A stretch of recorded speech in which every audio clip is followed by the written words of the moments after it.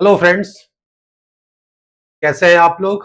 मैं उम्मीद करता हूं स्वस्थ होंगे, मस्त होंगे और अच्छे होंगे और अपनी तैयारी सुचारू रूप से चला रहे होंगे। आप लोगों की लंबे प्रतीक्षा के बाद अंततः बैच शुरू हो गया एमएम एडू पॉइंट पर। मैं मनोज मिश्रा आप लोगों के लिए एक नया और बेहतरीन बैच लेके आ रहा हूं। उत्तर प्रदेश राज्य शिक्षा सेवा चयन आयोग द्वारा होने वाली पीजीटी अर्थात प्रवक्ता की ये बैच ज्योग्राफी के लिए होगा, जिसका नाम है पीजीटी शिखर बैच। और ये बैच ऐप पर उपलब्ध होगा। ठीक है, तो आप लोग इससे संबंधित जो भी क्वेरी हो आप पता कर सकते हैं। इस बैच की कुछ खास बातें बता दूं, फिर हम लोग विषय वस्तु पर बात करते हैं। ठीक है, अगर इस बैच की बात करें जो यहां पर स्टार्ट होने वाला है, उस बैच का नाम रहेगा शिखर बैच पीजीटी भूगोल। क्लास एकदम शून्य से शुरू हो रही है, पहली कक्षा शुरू हो रही है। आज हम इसमें सिर्फ जनरल इंट्रोडक्शन की बात करेंगे। ठीक है, और पूरी तैयारी कराई जाएगी। क्या क्या हम इसमें आपको देंगे। लाइव लेक्चर रहेगा ही रहेगा रोज। आपको हैंड रिटन नोट्स प्रोवाइड कराया जाएगा, पीडीएफ प्रोफाइल प्रोवाइड की जाएगी उसकी। उसके बाद टॉपिक वाइज टेस्ट किया जाएगा इससे संबंधित, और डाउट क्लियरिंग सेशन होगा। ठीक है, जिसमें हम आप लोगों से जो लोग जुड़ेंगे जूम के माध्यम से मीटिंग करेंगे सप्ताह में एक दिन, और जो भी समस्याएं होंगी उसे हम लोग आमने सामने बैठ करके दूर कर लेंगे। ठीक, इस बैच की फीस, चूंकि सिलेबस बहुत लंबा है, ड्यूरेशन ज्यादा लगेगा, मतलब हम अगर दिन की अवधि को कम करें, क्योंकि हमें सिलेबस को टाइम से कंप्लीट करना है, तो यदि परीक्षा की तिथि, अभी तो फॉर्म आने वाला है, फॉर्म आ जाएगा, उसके बाद इसके एग्जाम की तिथि निर्धारित होगी, एग्जाम जल्दी ही होगा। तो हमारा मूल उद्देश्य यह है कि सिलेबस टाइम से कंप्लीट हो। परीक्षा के कम से कम 10 से 15 दिन पहले, 20 दिन पहले हम आपका सिलेबस कंप्लीट करा दे पूरी तरीके से आपका। इसके लिए यह हो सकता है कि हमें क्लास 2 से 3 घंटे भी लेनी पड़े, तो हम उसके लिए तैयार हैं, क्योंकि अब मेरे लिए समय की कोई बाध्यता नहीं है। मैं अपने प्लेटफॉर्म पर पढ़ा रहा हूं, तो मेरे लिए प्राथमिकता यह है कि जो चीज आपको पढ़ाई जाए वो पूरी तरीके से आपके दिमाग में बैठे। दूसरी चीज, कोई हड़बड़ाहट, कोई जल्दबाजी ना हो, कि बहुत जल्दबाजी में चीजों के लिए ये तो लगता है कि हमने पढ़ लिया है, लेकिन वास्तव में हम पढ़े नहीं होते, वो टॉपिक तैयार नहीं होता, तो ऐसी हड़बड़ाहट ना हो। तीसरी चीज यह है कि यदि परीक्षा की तिथि आ जा रही है, तब हम लोग अतिरिक्त समय भी इस परीक्षा के लिए दे सके, तो वो सारी चीजें यहां उपलब्ध है। अब कोई परेशान होने की जरूरत नहीं है, चिंता करने की जरूरत नहीं है। इस फीस इसकी फीस रखी गई है सिलेबस को देखते हुए 4500 रुपए। लेकिन चूंकि अभी इस समय स्वतंत्रता दिवस ऑफर चल रहा है, तो इस बैच की फीस में 50% लगभग अप्रॉक्सीमेट डिस्काउंट किया गया, और इसकी प्रभावी फीस हो जाएगी 2350 रुपए। 2350 रुपए में आप इसे परचेज कर सकते हैं। और इसे अगर आप आज और कल 2 दिन में अगर परचेज करते हैं, तो आपको 200 रुपए का अतिरिक्त डिस्काउंट मिलेगा फ्रीडम 200 के नाम से। अगर आप एमएम एडू पॉइंट के एप्लीकेशन पर जाएंगे और वहां पर इसे परचेज करेंगे, तो आपको एक कूपन मिलेगा, उसे आप जोड़ करके और इसमें से 200 रुपए घटा सकते हैं। ठीक है, प्लस थोड़ा बहुत इसमें जो टैक्स लगेगा वो इंक्लूड हो जाएगा, 150 रुपए जो भी लग रहा हो। ठीक, तो आप इसे वहां से जाके परचेज कर सकते हैं। ठीक, और आगे चले, इसकी अवधि 1 वर्ष रखी गई है। संभवतः ये इस 1 वर्ष में आप मल्टीपल टाइम इसको पढ़ सकते हैं। डेली क्लासेस आपको शाम को लगभग रहेंगी। ठीक है, अब आइए चलते हैं, एक चीज देखते हैं कि भाई ठीक है, पीजीटी परीक्षा है, और इस बार 2026 के लिए यह निर्धारित हो चुका है कि परीक्षा का प्रतिरूप जो पहले हुआ करता था, अब वो प्रतिरूप नहीं रहेगा। अब राज्य शिक्षा सेवा चयन आयोग अपने परीक्षा प्रणाली में परिवर्तन लाया है। क्या परिवर्तन लाया है उसे अच्छे से समझ लीजिए, क्योंकि जो लड़ाई आपको लड़नी है तो किस विधि से, किस मेथड से लड़नी है वो आपके लिए जानना बहुत जरूरी है। अब अगर हम लोग देखें तो क्या परिवर्तन हुए ये समझिए। कुल कितने प्रश्न आपको परीक्षा में मिलने वाले हैं? 120 प्रश्न आपको एग्जाम में मिलेंगे। और इन 120 प्रश्नों की प्रकृति क्या होगी? क्या ये डिस्क्रिप्टिव होंगे, लिखित होंगे या ऑब्जेक्टिव होंगे? बिल्कुल ये बहुविकल्पीय प्रकृति के प्रश्न रहेंगे, जिसमें आपको 4 विकल्प मिलेंगे, ए, बी, सी और डी। संबंधित विषय जो यहां क्लास चलेगी, चूंकि पीजीटी की परीक्षा विषयवार होती है, ढेर सारी विषयों की परीक्षा आयोजित की जाएगी, लेकिन मैं यहां आपका मार्गदर्शन मुख्यतः एक विषय पर अभी करूंगा, जो स्वयं मैं करूंगा, ठीक है, भूगोल विषय का। तो इस परीक्षा में जो संबंधित विषय है जो आप लेंगे उसके 90 सवाल रहेंगे, और शेष 120 में से 30 सवाल किसके रहेंगे? सामान्य अध्ययन के, जनरल स्टडीज के। जनरल स्टडीज का भी सिलेबस तोड़ दिया गया है, डिफाइन कर दिया गया है, ठीक है। तो ये चीज दिमाग में रखेंगे तो यहां पर ये 90 प्रश्न जो बहुत प्रभावी होने वाले हैं, आपके विषय संबंधित है, उसकी प्रिपरेशन कराई जाएगी। साथ ही हम जीएस का भी एक बैच लेके आएंगे, बिल्कुल एग्जाम सेंट्रिक बैच। जीएस की कोई सीमा नहीं होती है, लेकिन वो भी हम आपको जल्दी ही उपलब्ध कराएंगे ताकि आपकी तैयारी संपूर्ण तरीके से हो सके। ठीक। अब एक चीज और, पहले पीजीटी की परीक्षा जो होती थी उसमें माइनस मार्किंग नहीं थी, लेकिन अब उस भ्रम में नहीं रहना है। अब जो परीक्षा होगी उसमें माइनस मार्किंग भी रहेगी। मतलब प्रत्येक गलत क्वेश्चन को अटेम्प्ट करने पर आपके सही क्वेश्चन, सही आंसर से भी कट जाएगा, नेगेटिव मार्किंग होगी, और वो कितनी होगी? 1/3 होगी।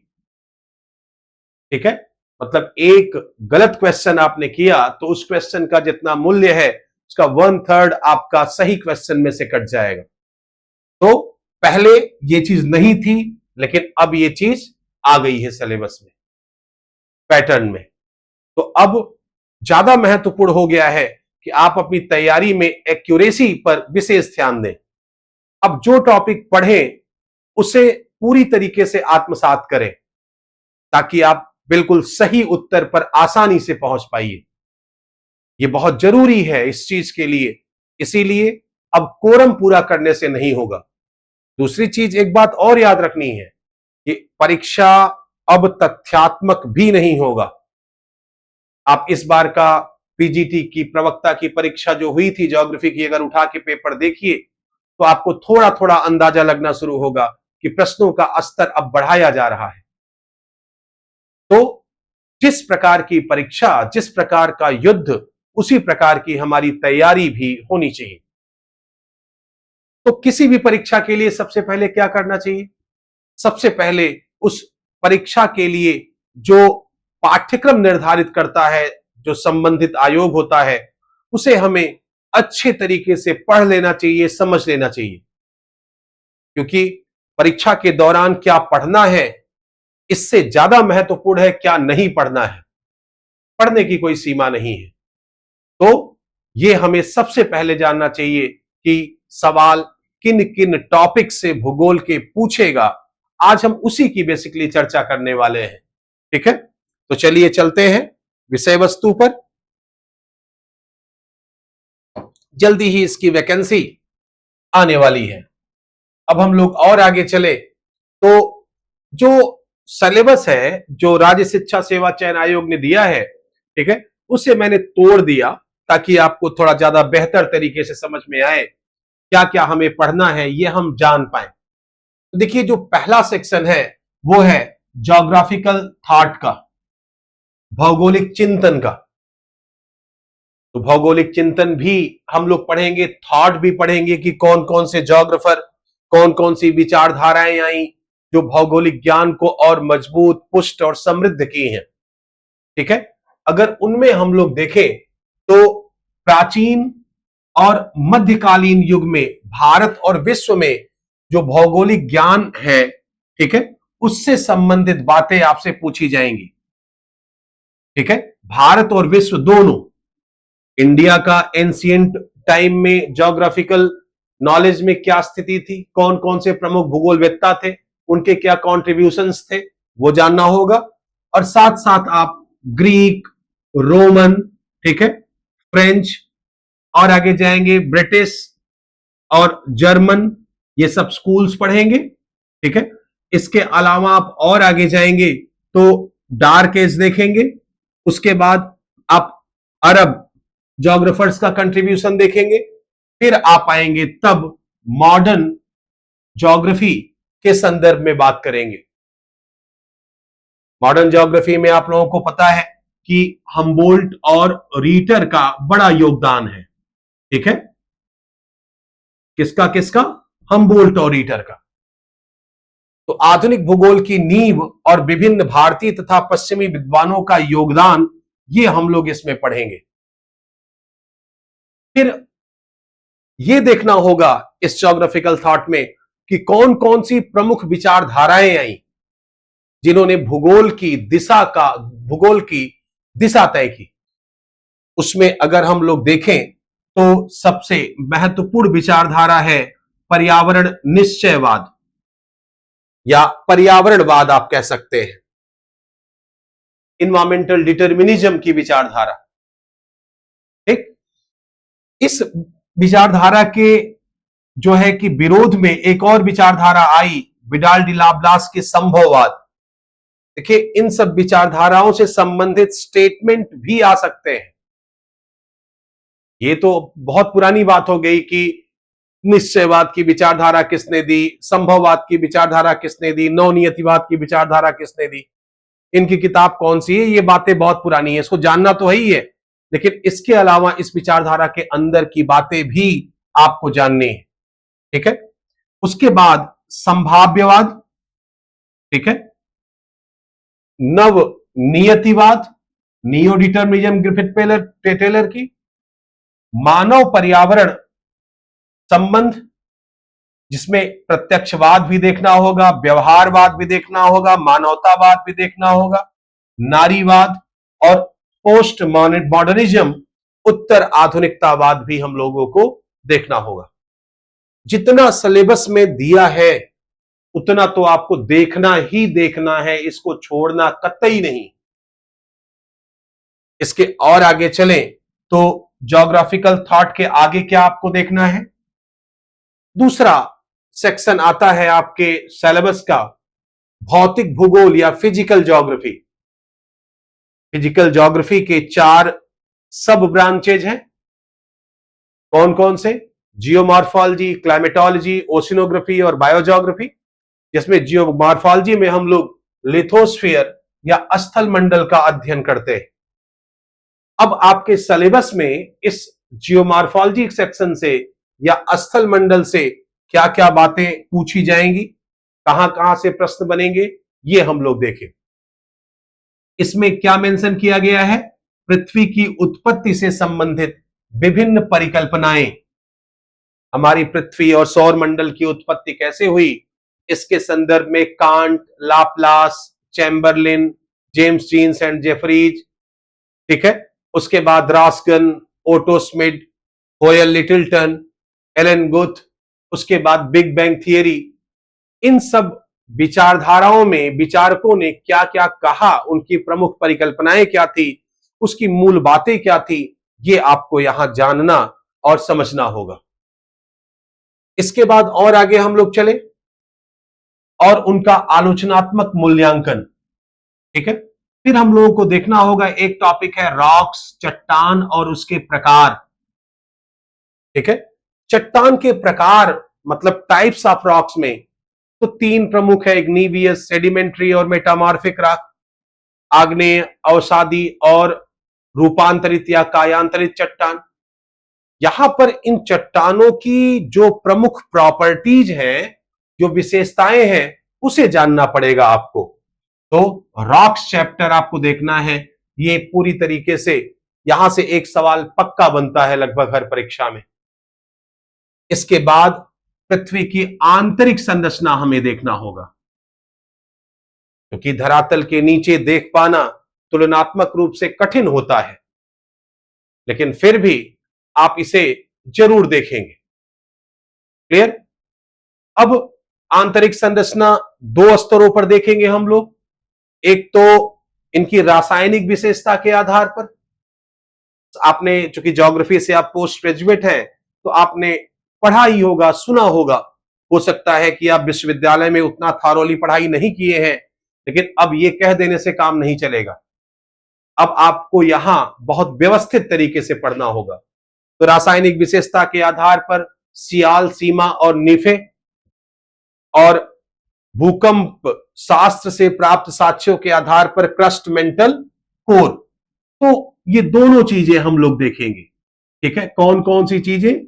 सियाल, सीमा और नीफे, साथ साथ हम लोग देखेंगे क्रस्ट, मेंटल और कोर। पृथ्वी की आंतरिक संरचना को समझने के लिए हमें भूकंप को भी समझना बहुत जरूरी है, क्योंकि आईयूजीजी संस्था उसी को मान्यता देती है। तो यहां पर सारी बातें हम लोग समझेंगे और पढ़ेंगे। और आगे हम लोग चले, महाद्वीपों और महासागरीय बेसिन की उत्पत्ति। ठीक है? Origin of continent and ocean basin. उत्पत्ति तो समझनी है, लेकिन इससे संबंधित जो सिद्धांत है यहां पर सिलेबस में भले नहीं मेंशन किया गया है, लेकिन आपको जानना पड़ेगा। महाद्वीपीय विस्थापन सिद्धांत मेंशन किया गया है। ठीक है? कॉन्टिनेंटल ड्रिफ्ट थियरी वेगनर की, इसे भली भांति समझना होगा आपको। इसके बाद प्लेट विवर्तनिक सिद्धांत, प्लेट टेक्टोनिक थियरी भी आपको जाननी पड़ेगी। ठीक? प्लेट टेक्टोनिक थियरी में जो विभिन्न बातें हैं, अक्सर सिविल सर्विसेज को पढ़ाते समय हम लोग कहते हैं ये मेंस के लिए डिस्क्रिप्टिव टॉपिक है, लेकिन वास्तव में प्लेट टेक्टोनिक भू आकृति विज्ञान का सबसे महत्वपूर्ण सिद्धांत है। यदि आपने प्लेट टेक्टोनिक नहीं समझा तो आप जो है भूकंप, ज्वालामुखी, बलित पर्वतों की उत्पत्ति और विभिन्न बातें कुछ नहीं समझ पाएंगे। इसलिए प्लेट टेक्टोनिक सिद्धांत देखना, जानना, समझना, आत्मसात करना बहुत जरूरी है। उसके बाद आइसोस्टेसी आपको देखना पड़ेगा। आइसोस्टेसी की जो थियरी है, जो विचार है, चाहे वो एरी के हो, प्रैट के हो, स्केनन के हो, इन सबको आपको जानना पड़ेगा। ठीक है? तो भू संतुलन के सिद्धांत आप जानेंगे। उसके बाद पृथ्वी की गतियां, ठीक है, जो मोशन ऑफ द अर्थ है, वो भी हम लोग यहां देखेंगे। मोशन ऑफ द अर्थ में आप जानते हैं पृथ्वी पर दो प्रकार की गतियां पाई जाती हैं। एक तो पृथ्वी अपनी धुरी पर घूमती है, दूसरी सूर्य के चारों ओर परिक्रमा लगाती है। अब इसमें और क्या क्या है वो भी हम जानेंगे कि घूर्णन और परिक्रमण का विशेषतः प्रभाव क्या पड़ता है, वो हमें जरूर जानना होगा। और आगे हम लोग चलेंगे तो जियोमॉर्फोलॉजी में अगर ज्वालामुखी क्रिया और भूकंप की बात न की जाए तो बात अधूरी रहती है। तो ज्वालामुखी क्रिया और ज्वालामुखी, भूकंप और पर्वत निर्माण, वॉल्केनिक एक्टिविटी, वॉल्केनो, अर्थक्वेक, पर्वत निर्माण, माउंटेन बिल्डिंग, ठीक है, बलन और भ्रंशन, अपक्षय, अपर्दन, ठीक है, ये जो जितनी बातें दी हुई हैं, ये सारी बातें एक चैप्टर में हम लोग सीख लेंगे, जिसका नाम है forces affecting to the earth surface, धरातल को प्रभावित करने वाले बल। और आपने पढ़ा होगा कि उद्गार की स्रोत के आधार पर बल को अंतर्जात और बहिर्जात बलों में, ठीक है, इंडोजेनेटिक फोर्सेज और एक्सोजेनेटिक फोर्सेज में इसको वर्गीकृत किया गया है। अब अंतर्जात बल का विविध वर्गीकरण है, ठीक है, तो उसमें हम लोग देखेंगे कि पटल विरूपणी बल क्या है, आकस्मिक अंतर्जात बल क्या है। आकस्मिक अंतर्जात बल में भूकंप, ज्वालामुखी, ये सब चीजें शामिल है। वही पढ़ लेंगे। वहीं पर बलन और भ्रंशन भी अंतर्जात बल का ही परिणाम है। ठीक है, पर्वत निर्माणकारी बल के अंतर्गत ही आ जाते हैं। फिर हम लोग अपक्षय, अपर्दन तथा अपक्षय और अपर्दन की प्रक्रिया देखेंगे। इसका मतलब कि अनाच्छादन प्रक्रम, डिन्यूडेशन प्रोसेस देखेंगे। अब इस अपक्षय, अपर्दन और परिवहन के कारण धरातल पर तृतीय श्रेणी के विविध उच्चावचों का निर्माण होता है। अब तृतीय श्रेणी के जो विविध उच्चावच है वो या तो अपर्दन की प्रक्रिया के द्वारा बनते हैं या निक्षेपण की प्रक्रिया के द्वारा बनते हैं। धरातल पर गतिशील विभिन्न जो एजेंट हैं, कारक हैं, ये अपर्दन और निक्षेपण का काम करते हैं। इसमें बहता हुआ जल, भूमिगत जल, खासतौर से कार्स टोपोग्राफी में, ठीक है, उसके बाद सागरी तरंगे, ठीक है, हिमनद और पवन द्वारा अपर्दन, ये विभिन्न प्रोसेस हैं। तो इतने हमें लैंडफॉर्म्स पढ़ने होंगे। कौन कौन से? फ्लूवियल लैंडफॉर्म, उसके बाद कोस्टल लैंडफॉर्म, कार्स्ट लैंडफॉर्म, उसके बाद वायु की भी बात है, फिर आएंगे पढ़ेंगे ग्लेशियल लैंडफॉर्म, और उसके बाद हम लोग इओलियन प्रोसेस से एरिड लैंडफॉर्म। इतनी चीजें क्या क्या मेंशन है? बहता हुआ जल, भूमिगत जल, सागरी जल, हिमनद और पवन, मतलब सारी चीजें इसमें आ गई, कुछ छूटा नहीं। तो इतने प्रोसेस से जो भी स्थलाकृतियां बनेंगी वो हम लोगों को पढ़ना पड़ेगा। यहां से 1 से 2 सवाल अपनी पीजीटी में मान के चलिए कि आना ही आना है।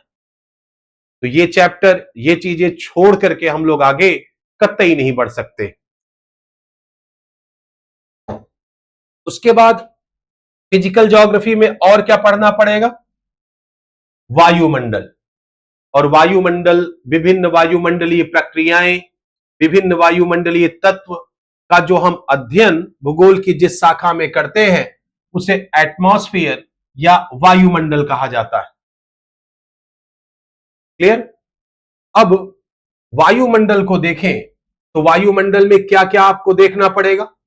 आपको देखना पड़ेगा कि वायुमंडल की संरचना और बनावट कैसी है, composition and structure of the atmosphere. उसके बाद आपको देखना पड़ेगा कि इंसुलेशन की क्या स्थिति है, चूंकि ऊर्जा का प्रमुख स्रोत तो सूर्य ही है।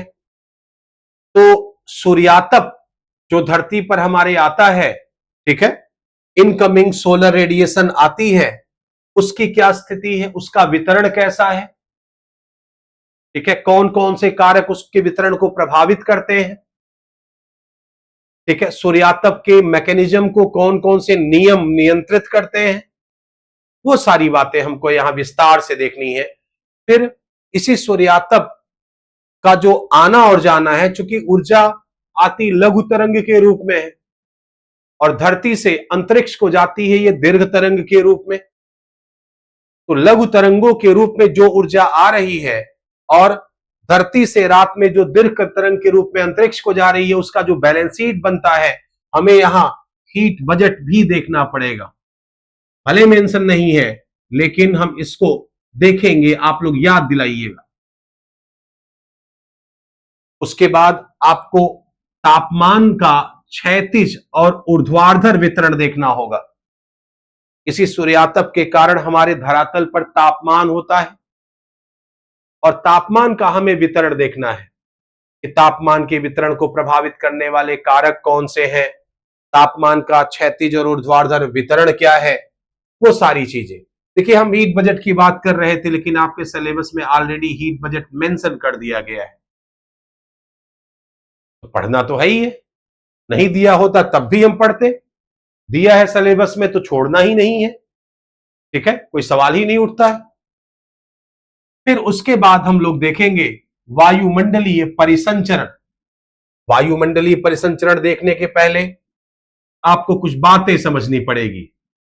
आपको सीखना होगा एटमॉस्फेरिक, ये सिलेबस में अभी हमें नहीं दिख रहा है, एटमॉस्फेरिक प्रेशर, वायुमंडलीय दाब, वायुमंडलीय दाब से संबंधित जितनी बातें हैं वो सब देखेंगे। एटमॉस्फेरिक प्रेशर के बाद इसको प्रभावित करने वाले कारक, और कारक के बाद हम लोग देखेंगे प्रेशर बेल्ट। ठीक है, फिर यहीं पर समझेंगे हम लोग कि जब प्रेशर बेल्ट के बीच जो हवाएं चलती हैं, ठीक है, उनकी दिशा और गति को नियंत्रित करने वाले जो दो बल है, इसमें एक है कोरियोलिस फोर्स और दूसरा है जिसे कहते हैं दाब प्रवणता बल, प्रेशर ग्रेडियंट फोर्स। इसे भी हम लोग यहां देखेंगे। इतना हम लोग देखेंगे तब जाकर के हम लोग पवनों को देख पाएंगे। और आपको पता है वायुमंडलीय परिसंचरण 3 स्तरों पर होता है, हम लोग सीखेंगे। प्राथमिक परिसंचरण, द्वितीयक परिसंचरण और तृतीयक परिसंचरण। प्राथमिक परिसंचरण में हम लोग किसको शामिल करते हैं? स्थायी पवनों को शामिल करते हैं। द्वितीयक वायुमंडलीय परिसंचरण में किसको शामिल करते हैं? प्रादेशिक स्तर पर प्रवाहित होने वाली पवनों को शामिल करते हैं। जैसे मॉनसून पवनों की बात करते हैं आप लोग, साइक्लोन, एंटी साइक्लोन्स की बात करते हैं। ठीक है, तो द्वितीयक वायुमंडलीय परिसंचरण में चक्रवात और प्रतिचक्रवात मेंशन किया गया है। उसके बाद जो है वायु राशियां और वाताग्र दिया हुआ है। फिर जब आप चक्रवात समझेंगे तो उसी समय वाताग्र भी समझ लेंगे और वायु राशि भी समझ लेंगे, खास तौर से शीतोष्ण कटिबंधीय चक्रवात के विशेष संदर्भ में, इसके टेम्परेट साइक्लोन के विशेष संदर्भ में आप इसको जरूर समझेंगे।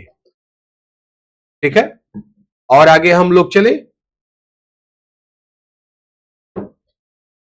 सिलेबस को जब तक तोड़ के नहीं पढ़ेंगे तब तक क्लियर नहीं होगा। फिर तृतीयक वायुमंडलीय परिसंचरण में हम लोग किसको देखेंगे? लोकल विंड्स को। लोकल विंड्स में आपको स्पेशियल लोकल विंड और पीरियोडिक लोकल विंड दोनों को देखना चाहिए। ठीक है, एक जो है कि विशिष्ट क्षेत्र में बहने वाली जो स्थानीय पवनें हैं और ऐसी पवनें जिनकी दिशा में रोज परिवर्तन हो जाता है। स्थल समीर, सागर समीर का नाम सुना होगा, पर्वत समीर, घाटी समीर का नाम सुना होगा। ये चीजें समझनी होंगी, पढ़नी होंगी, और बड़ी बात यह है कि इनके अनुप्रयोग और प्रभाव भी जानने होंगे। तो हम लोग इसको भी जरूर समझेंगे। फिर जब हवाओं को पढ़ लेंगे तब हम लोगों को नमी को जानना पड़ेगा, आर्द्रता, ह्यूमिडिटी। ह्यूमिडिटी होती क्या है? ठीक है, कि वायु के प्रति इकाई आयतन में उपस्थित जो नमी की मात्रा होती है, जलवाष्प की मात्रा होती है, उसी को वायुमंडलीय आर्द्रता कहते हैं। कि आज हम सिलेबस डिस्कस कर रहे हैं, बहुत विस्तार से बात नहीं करेंगे। अब आर्द्रता देखेंगे और दूसरा हम लोग देखेंगे वर्षण। वर्षण मतलब प्रेसिपिटेशन। अब वर्षण हम लोग यहां जब देख लेंगे कि वर्षण कितने प्रकार का होता है, ठीक है, रेनफॉल क्या है, स्नोफॉल क्या है, ठीक है, और आगे चलेंगे हेलस्टॉर्म क्या होता है, वो सारी बातें हम लोग यहां समझ लेंगे, पूरा मैकेनिज्म। फिर अलग से मेंशन किया गया है बादल, बादलों का के प्रकार, क्लाउड, क्लाउड क्लासिफिकेशन देखेंगे। ठीक, अब बादल आपको पता है कि संघनन के पश्चात जलबूंद जो बनते हैं उन्हीं के इकट्ठे होने से बादल बनते हैं। ढेर सारे प्रकार के बादल बनते हैं, उनका एक वर्गीकरण किया गया है। हाई क्लाउड, मिडिल क्लाउड, लो क्लाउड, सिरस, सिरोस्ट्रेटस, सिरोक्यूमुलस, एल्टो, एल्टोस्ट्रेटस, एल्टोक्यूमुलस। इस तरीके से पूरा 10 बादल है। इनकी क्या विशेषताएं हैं, ये सब कुछ हमें जानने का प्रयास करना पड़ेगा। इसके बाद बादलों के प्रकार के बाद हम लोगों को वर्षा भी जाननी पड़ेगी, रेनफॉल। और वर्षा के साथ साथ हमें यहां वर्षा के प्रकार भी जानना पड़ेगा और देखना पड़ेगा कि पर्वतीय वर्षा क्या होती है, ओरोग्राफिकल रेनफॉल। उसके बाद जो है कन्वेक्शनल रेनफॉल क्या होती है और फिर साइक्लोनिक रेनफॉल क्या होती है, ये सारी बातें आपको समझनी पड़ेंगी। इसके अलावा अगर आप देखेंगे तो विभिन्न जलवायु तत्वों के कारण विश्व में विविध प्रकार के जलवायु प्रदेश विकसित हो गए हैं। विषुवत-रेखीय जलवायु प्रदेश का नाम सुना होगा, मानसूनी जलवायु प्रदेश का नाम सुना होगा, उसके बाद सवाना का, मरुस्थलीय का, स्टेपी का, भूमध्य सागरीय का, इस तरीके से जितने जलवायु प्रदेश हैं उन सब की प्रमुख बातों को हमको यहां सीखना पड़ेगा। ठीक है, विश्व के जलवायु प्रकार के अंतर्गत। फिर उसके बाद अब ये पर्यावरण का टॉपिक यहां पर आ गया है। चूंकि मानवीय हस्तक्षेप के कारण हमारे जलवायु में परिवर्तन हो रहा है तो उसे भी इसमें शामिल कर लिया गया है। वास्तव में ये पर्यावरण का मुद्दा है, ठीक है, सिर्फ वायुमंडल का मुद्दा नहीं है, लेकिन यहां पर क्लाइमेट चेंज, ग्लोबल वार्मिंग, ठीक है, और ग्रीन हाउस इफेक्ट, ये 3 टॉपिक यहां आपके क्लाइमेटोलॉजी में मेंशन कर दिया गया है। इसे भी हम लोग सीखेंगे और जानेंगे। ठीक,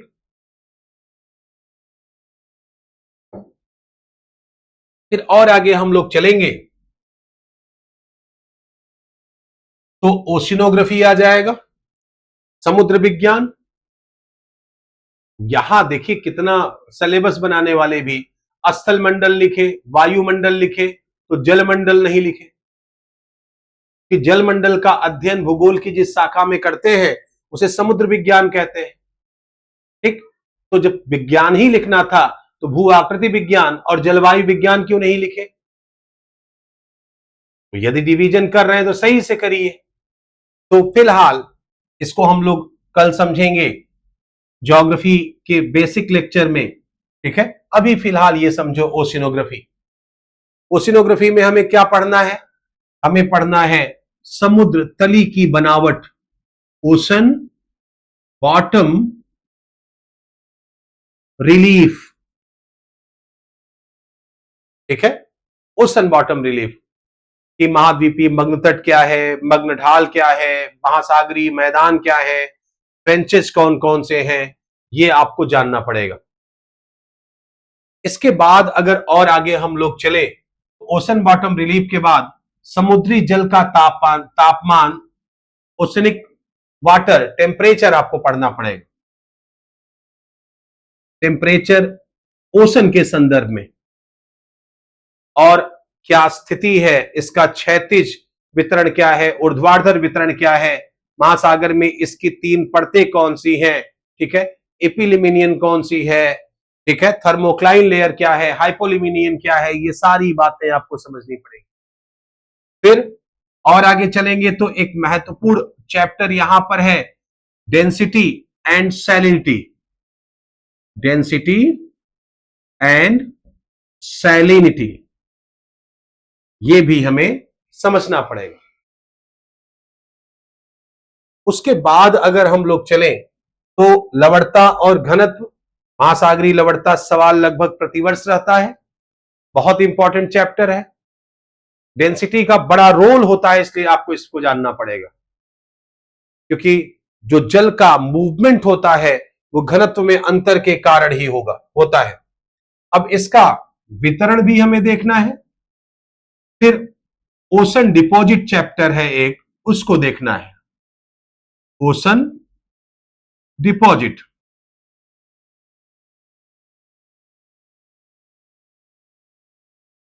महासागरीय निक्षेप, ठीक, महासागरीय निक्षेप में नैरेटिक निक्षेप क्या होता है, पैलेजिक निक्षेप क्या होता है, ग्लोबजरीना, टेरापाट वगैरह वगैरह सारी चीजें, रेडियोलेरियम, डायटम, सब पूरा इसका वर्गीकरण आपको प्रस्तुत कर देंगे, समझा देंगे, याद करा देंगे, आत्मसात करा देंगे, भागेंगे नहीं। ठीक है, आप लोग बस एक निश्चित समय पर क्लास में जुड़ेंगे और कोशिश करिएगा कि एक बार लाइव देखिए, एक बार रिकॉर्डेड देखिए और उसके बाद पीवाईक्यू करिए। याद रखिएगा, जो जितना परिश्रम करेगा उसके सफलता की संभावना उतनी ज्यादा बढ़ जाएगी। ऐसा कई बार होता है कि शिक्षक की जो भाषा होती है, एक शिक्षक की भाषा हर विद्यार्थी को नहीं समझ में आती।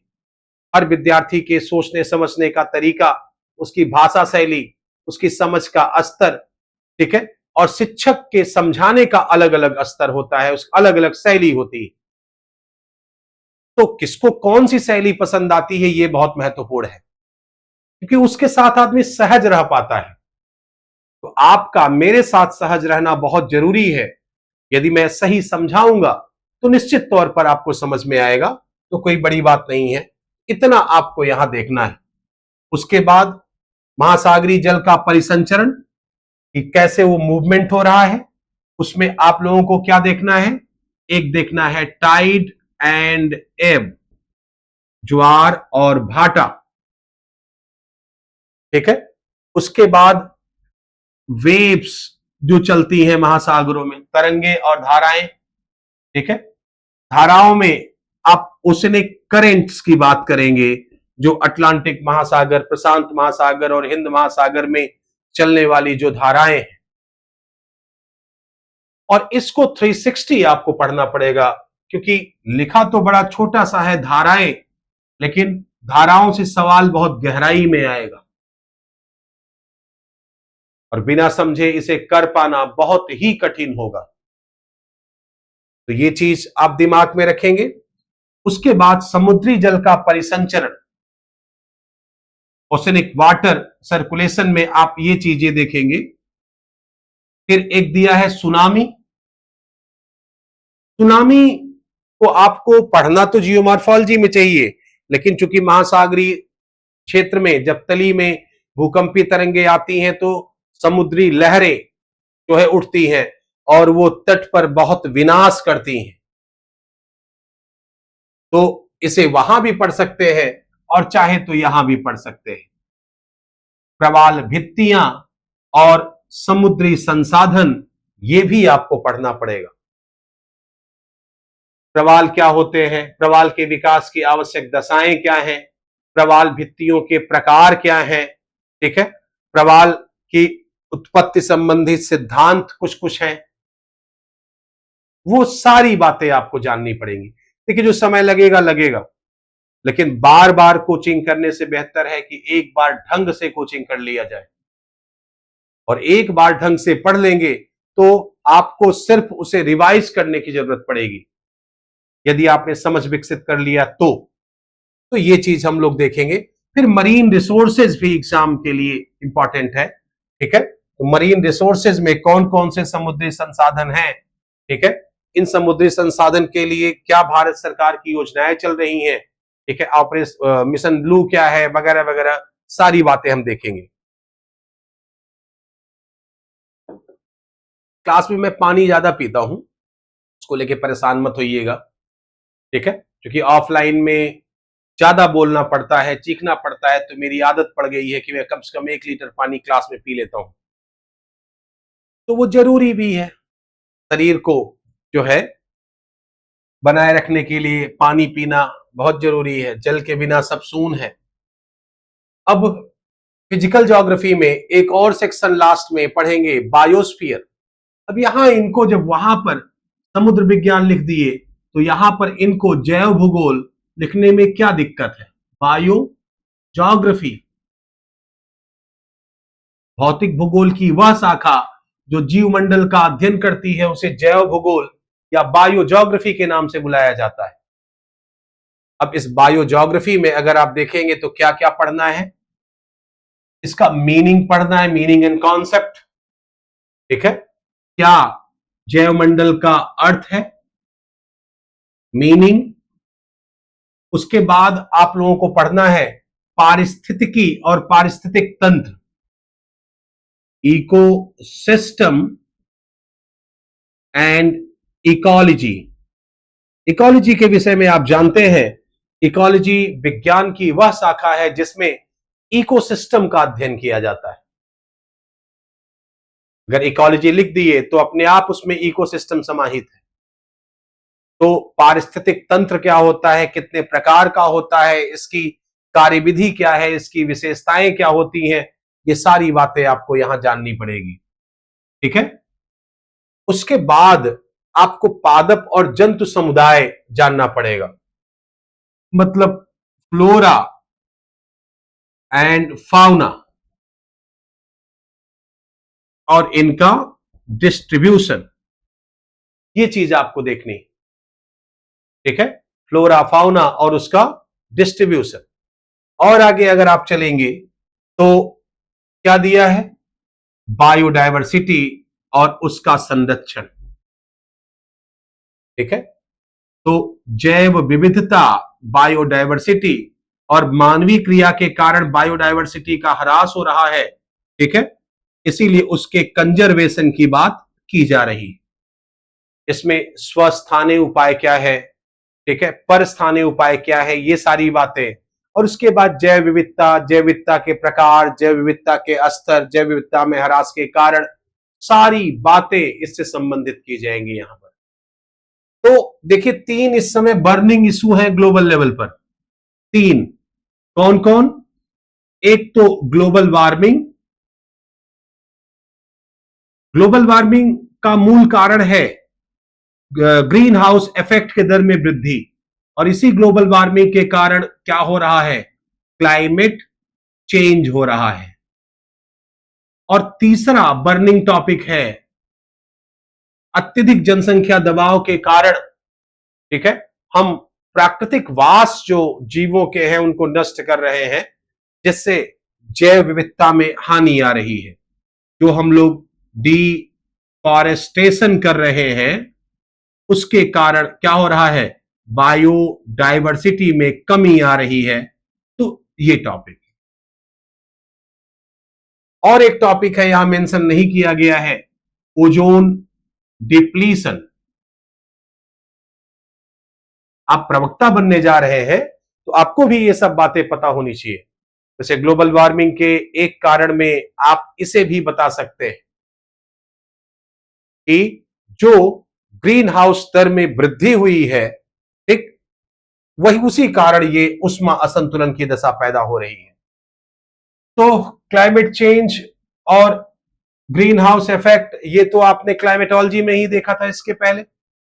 आप चाहे वहां देख लीजिए, चाहे आप आकर के इसे जैवमंडल और पर्यावरण के संदर्भ में बात कर लीजिए, बात बराबर है, सिलेबस तो पूरा ही पढ़ना है, तो जहां चाहे वहां इसको हम लोग पढ़ लेंगे।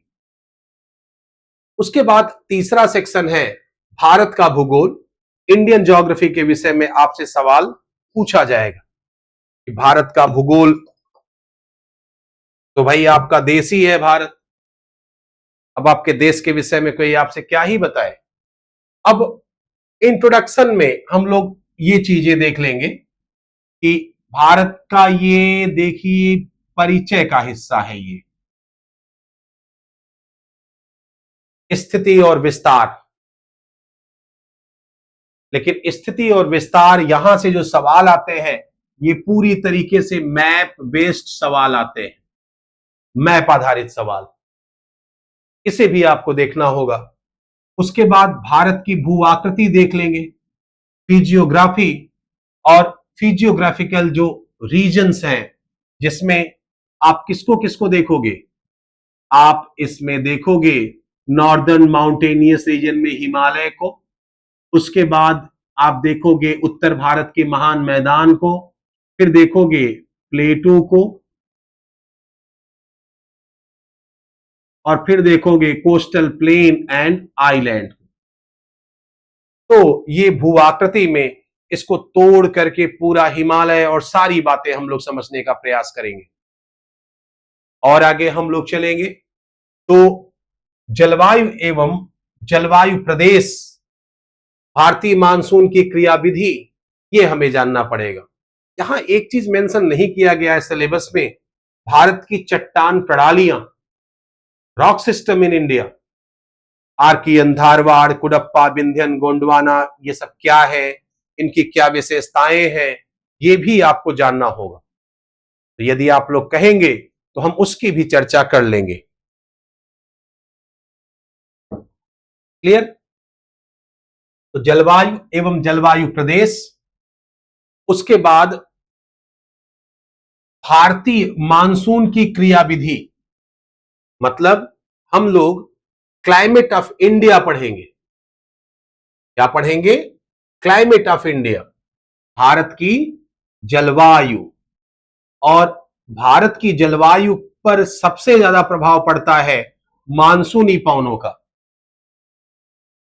और मानसूनी पवनों की उत्पत्ति संबंधी सिद्धांत, मानसूनी पवनों की क्रियाविधि, ठीक है, जेट स्ट्रीम की क्या भूमिका है, एल नीनो की क्या भूमिका है, हम लोग विस्तार से इसकी पड़ताल करेंगे।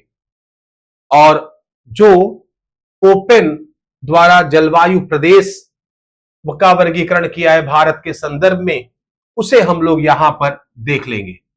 ठीक है, जलवायु समझेंगे, जलवायु को निर्धारित करने वाले मानसून को समझेंगे, फिर जलवायु प्रदेश को समझेंगे और वर्षा प्रतिरूप को समझेंगे। ये चीज आपको यहां ध्यान रखनी है। उसके बाद वनस्पति के प्रकार। देखिए, हम बहुत बताए ना कि बहुत भागम भाग अब नहीं पढ़ाते। भागम भाग पढ़ाने में समस्या आपको है, क्योंकि बहुत तेज पढ़ाएंगे, बहुत जल्दी जल्दी भागेंगे, तो आप समझ लीजिए आप आत्मसात नहीं कर पाएंगे। और जब तक चीजों को आत्मसात न करिए, अब परीक्षा में काम चलने वाला नहीं है। ठीक है, और आज मार्केट में वैसे ही इतने ज्यादा इंफॉर्मेशन की बम्बार्टमेंट हो चुकी है, दिमाग कितना रखेगा उसको, इसकी भी एक सीमा है ना। और याद रखिएगा, आपके मोबाइल में, आपके पेन ड्राइव में, आपके किताबों में जो लिखा है वो आपको परीक्षा में काम नहीं आने वाला, जब तक कि वो चीज यहां न बैठ जाए दिमाग में। आपको उसको दिमाग में बैठाना पड़ेगा। क्लियर? और दिमाग में आप बैठा लेंगे तब जाकर के मामला बनेगा। और आगे चले तो हम लोग देखेंगे वनस्पति के प्रकार और उनका वितरण। ठीक है, मतलब वेजिटेशन। लेकिन वेजिटेशन से पहले हमें सॉइल देखना चाहिए, सॉइल ऑफ इंडिया। और मृदा के प्रकार कौन कौन से हैं, सिंचाई और बहुउद्देशीय परियोजनाएं कौन कौन सी हैं। ठीक है, खनिज और ऊर्जा संसाधन हम लोग बाद में देखेंगे। मृदा को देखने के बाद, चूंकि वनस्पतियां तो मृदा में ही उगती है ना, उसी में विकसित होती हैं, और जब वनस्पतियां मृदा में विकसित होती हैं, ठीक है, तो उसमें विकसित होने वाली अब वनस्पतियों को देखेंगे भारत में जो पाई जाती है, जो सदाबहार वन, मानसूनी वन, सवाना वन, कटीले वन पाए जाते हैं, उनको हम लोग यहां पर देखेंगे और उनका वितरण।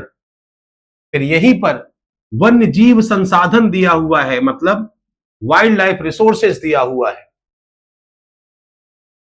इसको भी देखेंगे। ठीक है, इसको आप इन्वायरमेंटल सेक्शन में भी देख सकते हैं, यहां भी देख सकते हैं।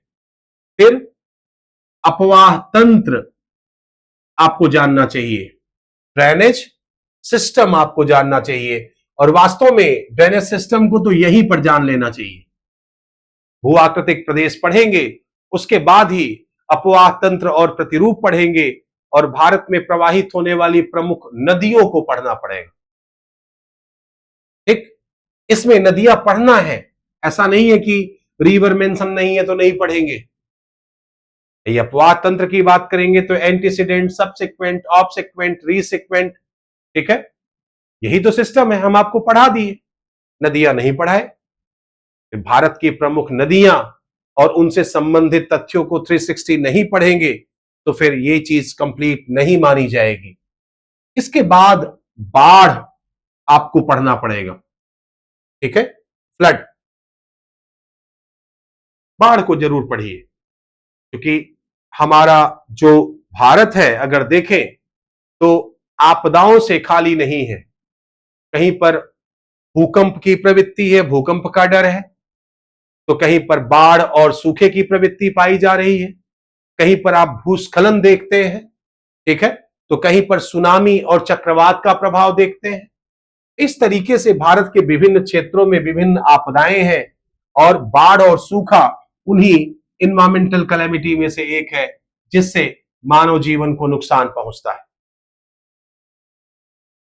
तो आप इसको डिजास्टर वाले सेक्शन में भी देख सकते हैं, ठीक है, यहां भी देख सकते हैं। प्रमुख फसलों का उत्पादन और उत्पादक क्षेत्र।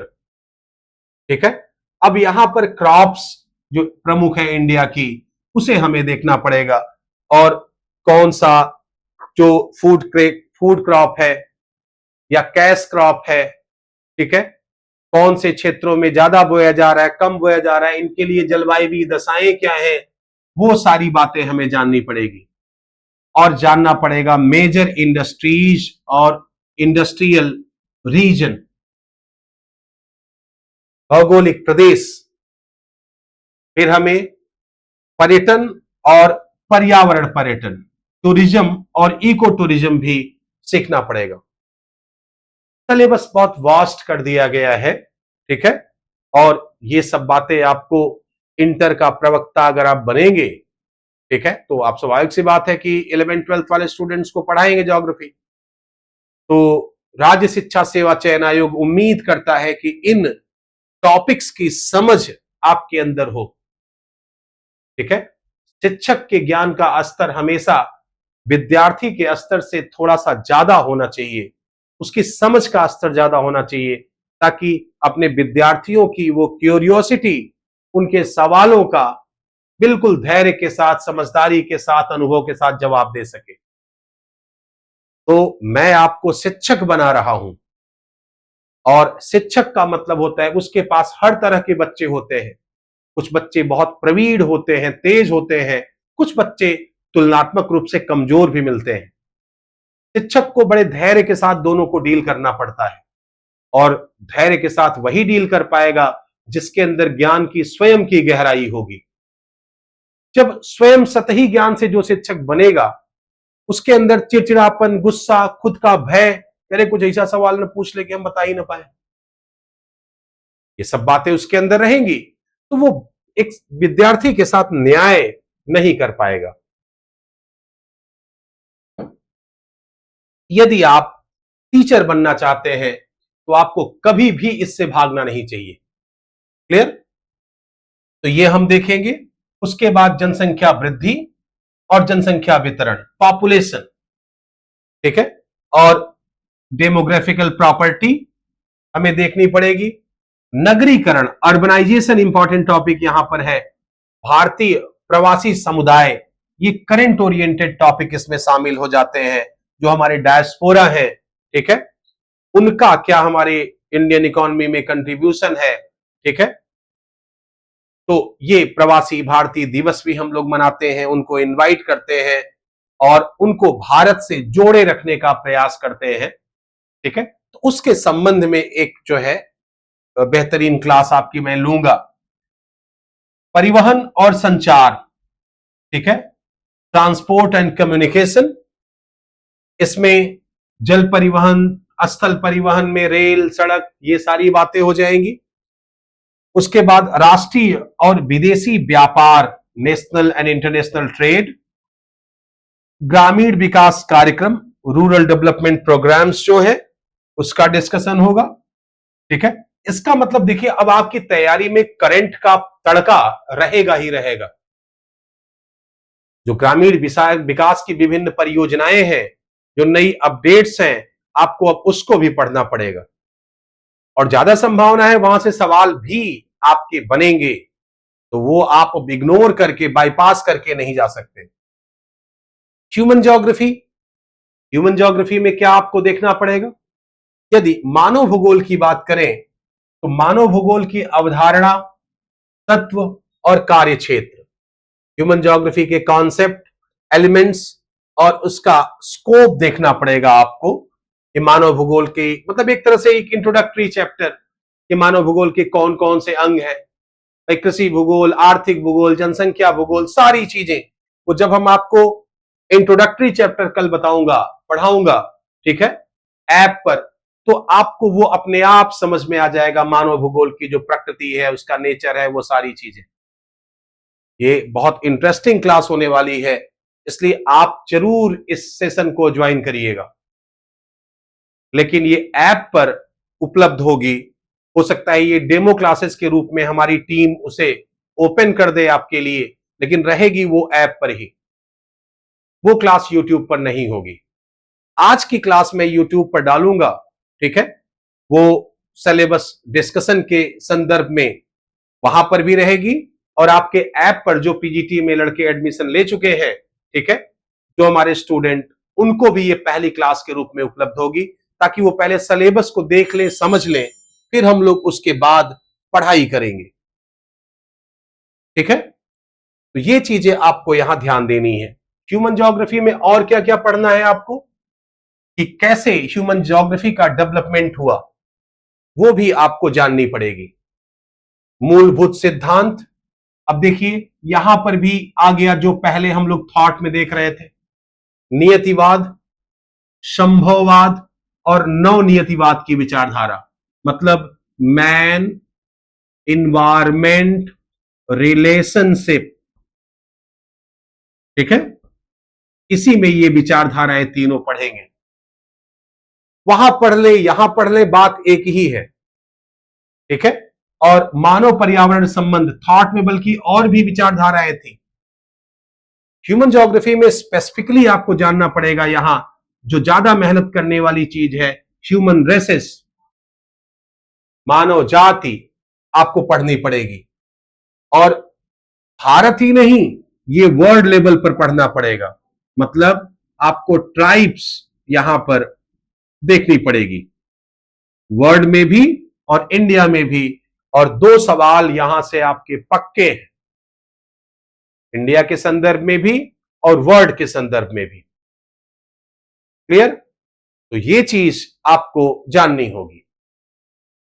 और आगे चले, आगे चले तो रिसोर्स ज्योग्राफी, संसाधन भूगोल।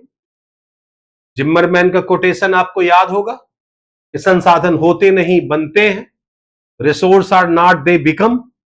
तो रिसोर्स ज्योग्राफी में भी आपको देखना पड़ेगा संसाधन की अवधारणा, कॉन्सेप्ट ऑफ रिसोर्स, संसाधनों का वर्गीकरण, स्वाभाविक सी बात है, संसाधनों का उपयोग और संरक्षण।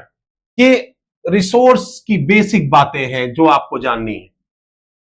उसके बाद बायोटिक रिसोर्स में क्या क्या है, वन्य और वन्य जीव संसाधन, इसको आप पर्यावरण में भी देख लेंगे, इन्वायरमेंट वाले सेक्शन में। उसके बाद जल संसाधन, वाटर रिसोर्स, मृदा और उसके प्रकार। देखिए सॉइल यहां भी मेंशन किया गया है रिसोर्स ज्योग्राफी में। मृदा हम लोग इंडियन ज्योग्राफी में भी पढ़ेंगे। ठीक है, तो क्यों ना हम लोग एक होलिस्टिक अप्रोच से पढ़ें सॉइल। और अगर होलिस्टिक अप्रोच बना करके अगर हम लोग सॉइल पढ़ें तो क्या क्या पढ़ सकते हैं सॉइल में। पढ़ने का तरीका देखिए ऐसा ही होना चाहिए। सबसे पहले सॉइल का जनरल मतलब क्या है, सॉइल की जनरल मीनिंग के बाद अगर आप देखेंगे तो सॉइल के बाद दूसरा कि जो फैक्टर्स हैं सॉइल को प्रभावित करने वाले कारक। उसके बाद हम लोग देख सकते हैं कि भाई सॉइल प्रोफाइल कौन सी है। उसके बाद हम लोग देखेंगे कि इसका क्लासिफिकेशन क्या है। क्लासिफिकेशन में पेडल्फर सॉइल क्या है और पेडोकल सॉइल कौन सी है, मारबूत का क्लासिफिकेशन हम लोग देख लेंगे। Zonal, azonal, intrazonal soil. अब ये संसाधन भी भूगोल जब मृदा दिया है तो ये एक व्यवस्थित टॉपिक के रूप में दिया है ना। फिर हम लोग इंडियन ज्योग्राफी में जाकर के वहां भी सॉइल के प्रकार देख लें तो क्या बुरा है। मृदा को, विश्व और भारत की मृदाओं को अगर होलिस्टिक पढ़ लिया जाए, क्योंकि अंतर संबंधित है ना सब एक दूसरे से। वहां भी दिया है, यहां भी दिया है, दोनों अलग अलग पढ़ो, उससे अच्छा है एक जगह पढ़ लो। किसी भी सेक्शन आएगा तो एक ही परीक्षा में, तो ये चीज आपको ध्यान रखनी है। और आगे चले हम लोग तो विश्व के ऊर्जा और खनिज संसाधनों का उत्पादन, वितरण, पृथ्वी के दुर्लभ खनिज संसाधन। आप चाहेंगे तो इसको आप थ्रू मैप पढ़ सकते हैं। ठीक है, किसके द्वारा इसको पढ़ेंगे, मैप के द्वारा आप इसको पढ़ सकते हैं। मैपिंग सेक्शन में आपका कराऊंगा ही, वहां पर ये चीजें कंप्लीट हो जाएंगी। फिर उसके बाद और क्या पूछ रहा है, कृषि के प्रकार। आप चाहें तो इंडियन एग्रीकल्चर पढ़ते हुए ही वर्ल्ड के संदर्भ में, रिसोर्स ज्योग्राफी के संदर्भ में पढ़ सकते हैं। विश्व के प्रमुख फसलों का उत्पादन, वितरण और विश्व के कृषि प्रदेश, agricultural region of the world. ठीक है, विश्व के प्रमुख कृषि प्रदेश, तो ये आपको देखना पड़ेगा। इससे संबंधित जो सिद्धांत है वो भी आपको यहां देखना पड़ेगा। उसके बाद प्रमुख उद्योग, इंडस्ट्री मेजर, इसमें अवस्थिति, उत्पादन और उत्पादक क्षेत्र, विश्व के प्रमुख औद्योगिक प्रदेश।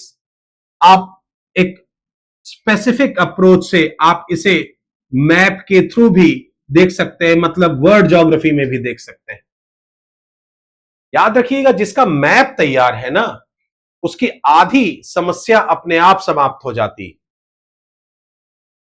जिसकी वर्ल्ड ज्योग्राफी तैयार है वो चाहे फिजिकल हो, ह्यूमन हो, इकोनॉमिक हो, रिसोर्स हो, हर तरह की भूगोल को समझने में सफल हो जाता है।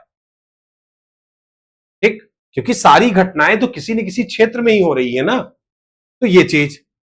उसके बाद ट्रांसपोर्टेशन के साधन और उसके सापेक्षिक महत्व, विश्व के प्रमुख परिवहन मार्ग, तंत्र, बंदरगाह और पोताश्रय, ये भी आप मैप के थ्रू पढ़ सकते हैं।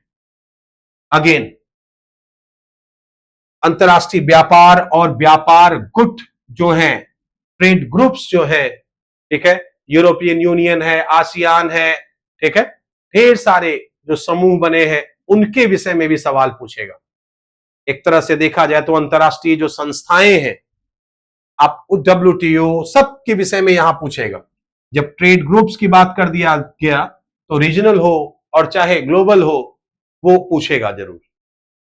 तो ये चीज अपने दिमाग में आपको रखना है।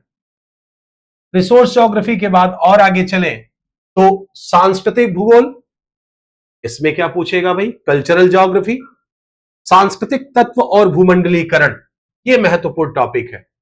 कल्चरल एलिमेंट्स एंड ग्लोबलाइजेशन, ये कौन कौन से प्रमुख सांस्कृतिक तत्व है, सांस्कृतिक परिमंडल, कल्चरल रिल्म्स है, ठीक है, सांस्कृतिक प्रदेश है, कल्चरल रीजन्स है, और उसमें इनोवेशन और डिफ्यूजन की क्या स्थिति है, वैश्वीकरण पर, आज के ग्लोबलाइजेशन पर उसका इफेक्ट क्या है, ये पूरी बातें पूछी जाएगी।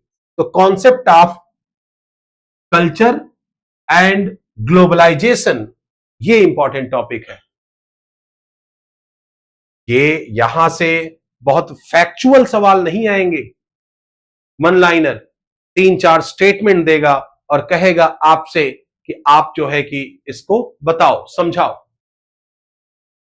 क्लियर? उसके बाद प्रदेश की अवधारणा और आपदा प्रबंधन, ठीक है, प्रदेश की अवधारणा और आपदा प्रबंधन, ये चीज आपको जाननी पड़ेगी। कॉन्सेप्ट ऑफ रीजन और डिजास्टर मैनेजमेंट, ठीक है। अब देखिए, आपदा प्रबंधन की बात करेंगे तो बाढ़ और सूखा अपने आप यहां आ जाएगा, लेकिन कल्चरल ज्योग्राफी में है ये, तो सिर्फ इंडिया के पर्सपेक्टिव में इसे नहीं देखना है, इसे पूरे दुनिया के पर्सपेक्टिव में देखना है, ठीक है। और रीजन के जो कॉन्सेप्ट है, वो प्रदेश की अवधारणा क्या है और कितने प्रकार के प्रदेश होते हैं, विश्व के जो अविकसित, अब तो अविकसित शब्द कहना गलत है, ठीक है, अल्प विकसित कह लीजिए, ठीक है, डेवलपिंग, विकासशील कह लीजिए, और विकसित देशों की विशेषताएं, प्रादेशिक नियोजन और विकास की अवधारणा, प्रादेशिक असंतुलन, रीजनल इंबैलेंस, उसके कारण क्या है, उसके लिए, उसको कम करने के लिए आप प्लानिंग क्या करोगे। भारत में बाढ़, सूखा, अब देखिए डिजास्टर के संदर्भ में बात कर रहा है, बाढ़, सूखा, लैंडस्लाइड और संभावित क्षेत्र तथा आपदा प्रबंधन, सुनामी कहीं और दे दिया, वो चीजें भी आपको देना, व्यवस्थित तरीके से आपको सिलेबस को पढ़ना पड़ेगा, ठीक है। अब सुनामी कहीं और पढ़ेंगे और आपदा प्रबंधन के बाकी टॉपिक कहीं और पढ़ेंगे, नहीं, तो वहीं पर हम लोग उसको कंप्लीट कर लेंगे। इसके और आगे चले तो कार्टोग्राफी, ये एक इंपॉर्टेंट सेक्शन है। 2 से 3 सवालों की अपेक्षा आप यहां से कर सकते हैं। कौन कौन? मानचित्रों का परिचय और प्रकार, ठीक है, मैप का इंट्रोडक्शन और उसके प्रकार, टाइप्स ऑफ मैप्स हैं, कितने प्रकार के होते हैं, ठीक है, मानचित्रों का इतिहास, स्केल क्या होता है, ठीक है, और रिप्रेजेंटेशन के मेथड्स कौन से हैं, ये आपको जानना पड़ेगा। मैप प्रोजेक्शन से एक सवाल तो 100% रहेगा, आप लिख सकते हैं इसको, बिल्कुल एकदम टिक कर सकते हैं। 2 भी हो सकते हैं उसमें, मानचित्र प्रक्षेप में अक्षांश और देशांतर, याम्योत्तर और समय, अंतरराष्ट्रीय तिथि रेखा, ये जितनी बातें मैंने बताया अभी यहां लिखा, मतलब लैटिट्यूड, लॉन्गिट्यूड, ये, उसके बाद जो है कि मेरिडियंस और टाइम, मतलब कैसे टाइम का कैलकुलेशन किया जाता है, ये, ठीक है, इंटरनेशनल डेट लाइन, ठीक है, इतनी बातें तो हम आपको प्रॉपर्टी ऑफ द अर्थ में ही सिखा देंगे। प्रॉपर्टी ऑफ द अर्थ में, प्रॉपर्टी ऑफ द अर्थ से संबंधित ही तो बातें हैं, ये ला करके कार्टोग्राफी में कर दी। आपको अक्षांश खींचना नहीं सीखना है, सिर्फ अक्षांश और देशांतर की विशेषताएं क्या है वो भी जानना है। ये तो इमेजिनरी लाइंस हैं। उसके बाद आपको प्रोजेक्शन जानना होगा, ठीक है, प्रक्षेप क्या है? प्रक्षेप, पृथ्वी 3 डायमेंशनल है ना, किसी 3 डायमेंशनल शेप को 2 डायमेंशनल शेप में कन्वर्ट कर देना ही प्रक्षेप है, ठीक है। तो अब इसमें कोनिकल प्रोजेक्शन, सिलेंड्रिकल प्रोजेक्शन और मर्केटर प्रोजेक्शन, गाल, सिनुसाइडल और मालवीय प्रक्षेप आपके सिलेबस में मेंशन किया गया है। तो इनकी प्रॉपर्टीज क्या है, इसे हम लोग समझने का प्रयास करेंगे। क्लियर? तो ये चीज दिमाग में रखिएगा। अब और आगे हम लोग चले तो ये आपका पूरा सिलेबस है, ठीक। इसमें टोपोग्राफिकल मैप, सिलेबस है तो लेंदी, आसान नहीं है, कहना कि नहीं चलो चुटकी बजाते ही हो जाएगा। और हर सेक्शन से सवाल आएंगे, ऐसा नहीं है कि फिजिकल ज्योग्राफी से आ जाएंगे, ह्यूमन से नहीं आएगा, कार्टोग्राफी से नहीं आएगा, आएगा हर जगह से। और हर जगह से आएगा तो फिर उस हिसाब से उसको करना भी होगा। क्लियर? तो स्थलाकृतिक टोपोग्राफिकल मैप में देखेंगे तो स्थलाकृतिक मानचित्र का वर्गीकरण, उसका पैमाना, कंटूर्स क्या होती हैं, ठीक है, उसके विषय में बातें, और टोपोग्राफिकल मैप बनाने के लिए क्या है वो सारी बातें। स्टैटिस्टिकल मेथड, अब देखिए यहां पर सांख्यिकी विधियां, जो प्राइमरी और सेकेंडरी डाटा है, ठीक है, उसके बाद सैंपलिंग, सार्डियन वर्गीकरण प्रस्तुतिकरण, सेंट्रल टेंडेंसी, जो मीन मीडियन मोड है यह भी समझना पड़ेगा, स्टैंडर्ड डेविएशन मानक विचलन, कोरिलेशन और आंकड़ों का आरेखीय प्रस्तुतिकरण, ये टॉपिक भी आपको देखना होगा। और मजे की बात यह है कि सबसे ज्यादा चैलेंज इसी टॉपिक में होता है, ठीक है। जो लोग विश्वविद्यालयी शिक्षा में या जब आप कॉलेज यूनिवर्सिटी में हैं, अगर आपने थारोली पढ़ा है, कार्टोग्राफी वाला फील्ड में जाकर के सर्वे किए हुए हैं, प्रॉपर लैब वर्क किए हैं, उनके लिए ये टॉपिक एसेट बन जाती है। लेकिन जो लोग प्रैक्टिकल से भागते हैं, ठीक है, उनके लिए ये सरदर्द बना रहता है। ये आपने देखा होगा कि बीएमए में प्रैक्टिकल के मार्क्स पे मिलते हैं। तो इस तरीके से आपका ये सिलेबस रहा जितना आपको पढ़ना है, ठीक। रिमोट सेंसिंग भी है, रिमोट सेंसिंग एंड जीआईएस, ठीक है, ज्योग्राफिकल इंफॉर्मेशन सिस्टम, इसमें रिमोट सेंसिंग को देखना है, भौगोलिक सूचना तंत्र, एरियल फोटोग्राफी, उसके प्रकार, विशेषताएं, उपग्रह प्रतिबिंब, जो इमेज हो, सैटेलाइट इमेज, हवाई फोटोग्राफ और प्रतिबिंबों संबंधित आंकड़े, ठीक है। उसके बाद भौगोलिक सूचना तंत्र के घटक, इसकी प्रक्रिया और सॉफ्टवेयर्स जो है अनुप्रयोग, उसको जानना है। मतलब रिमोट सेंसिंग एंड जीआईएस, इससे जो अपडेटेड चीजें हैं वो भी सवाल यहां पर पूछेगा। क्लियर? तो इतना सिलेबस है पूरा, कार्टोग्राफी तक लेकर के आपका ये सिलेबस। तो ये चीज आपको जानना होगा। इसको पढ़ने में आपका जो है कि सवाल होगा कितना समय लगेगा। देखिए, पहली चीज मेरा मानना है कि कोचिंग आदमी रोज रोज नहीं करता है। एक बार पढ़िए और व्यवस्थित तरीके से पढ़िए। इस तरीके से पढ़िए कि बार बार कोचिंगों का दरवाजा न खटखटाना पड़े। एक बार आप समझ गए तो स्वाध्याय ही सबसे बड़ा साधन है। हम आपकी सहायता कर सकते हैं, मदद कर सकते हैं, पढ़ना आपको है। तो जम के पढ़िए। हां, ये जरूर वादा रहेगा कि क्लासेज आपकी अब कल से शुरू हो जाएंगी, तो धीरे धीरे हम लोग आगे बढ़ते रहेंगे और जो है समय से सिलेबस कंप्लीट करेंगे। अगर चूंकि परीक्षा में अभी नोटिफिकेशन आना है, इस महीने कभी भी आ सकता है, कभी भी आपका नोटिफिकेशन सुनने में आ सकता है कि लीजिए भैया ये इतनी आ गई सीटें, फॉर्म भरिए जा करके। और परीक्षा भी संभवतः ये जल्दी ही लेंगे, ठीक है। और परीक्षा जब ये जल्दी लेंगे तो उसी हिसाब से उसकी तैयारी करनी होगी। तो जैसी रणनीति, जैसी मांग, तैयारी का स्तर भी वैसा ही होना चाहिए। क्लियर? तो ये चीज दिमाग में रखना है आपको। आप लोग आइए, हमसे जुड़िए, ठीक है, और हमारा हिस्सा बनिए। हम जरूर आपके साथ पूरी मेहनत करेंगे और आप भी अगर मनोयोग से मेहनत किए तो सफलता आपकी सुनिश्चित है, कोई रोक नहीं सकता। इसी के साथ मिलते हैं नेक्स्ट सेशन में। Thank you so much.